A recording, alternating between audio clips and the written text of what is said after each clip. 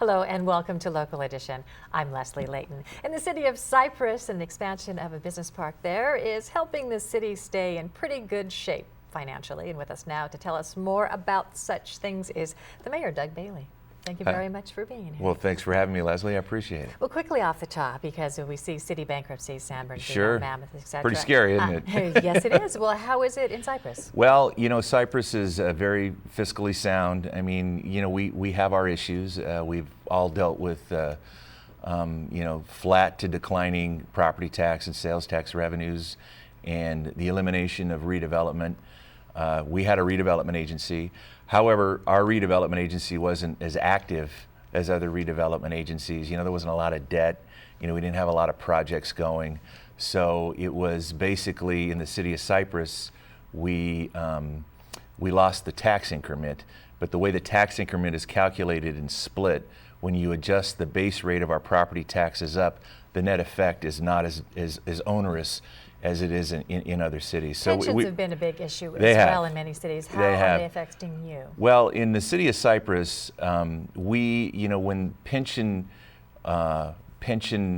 expanded greatly around the turn of the century, you know, around the year 2000, 2001, you had these phenomenal returns in the 90s. And so a lot of labor groups were able to get, you know, more generous pension benefits. But in the city of Cypress, our city employees remained at a formula that's very modest. So we didn't have these big pension, you know, spikes in benefits that a lot of our sister cities did. As a result of that, we've been able to manage very effectively our pension liabilities. You know, they're all underfunded because CalPERS has had, you know, flat to negative returns for 10 years. But you know, the problem in Cypress is a much less degree than it is in other cities. And possibly helping you in the years to come, an expected expansion of the business park. Tell us what we're really excited about that.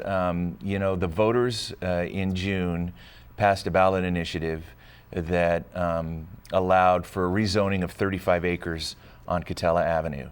And we're in talks with a couple of groups, large national real estate investment trusts that want to expand our business park down there. It could add upwards of, you know, 660,000 square feet of light industrial, commercial. It'd be nice to have that revenue. It'd also be nice to have the jobs. It would. You know, we did an economic study before we put it on the ballot, and it appears that under the scenario that we're discussing, it could bring, you know, upwards of $50 million of economic activity over the next 5 years. So it's we're looking forward to that. You know, one of the other big issues in your city right now is the redistribution of students in schools, and that might mean, well, it means closing two of the schools. What's the status of that? Well, what's the outcome? You know, it's difficult. It's a difficult problem we have. It's been difficult to deal with the school district on it. You know, we're trying our best.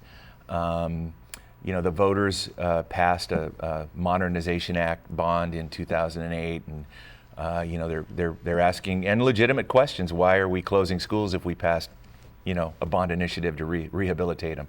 But we're primarily concerned with maintaining our open space and maintaining the integrity of the neighborhoods where these schools are, and we're diligently working with the school district. So you've rehabbed a few of the schools, and you're shutting down a couple of the others. Yes, it appears there. Yeah, make money for the general fund, I suppose. You know, it's very interesting to try to understand the concept of how you use these schools to increase the funds for the school district, but that's just a redistribution that makes the most sense right now in these times. In their opinion, it is. Yeah, okay. That's true. Thank you very much. All right, for Leslie. being here. All right. And thank you for watching Local Edition.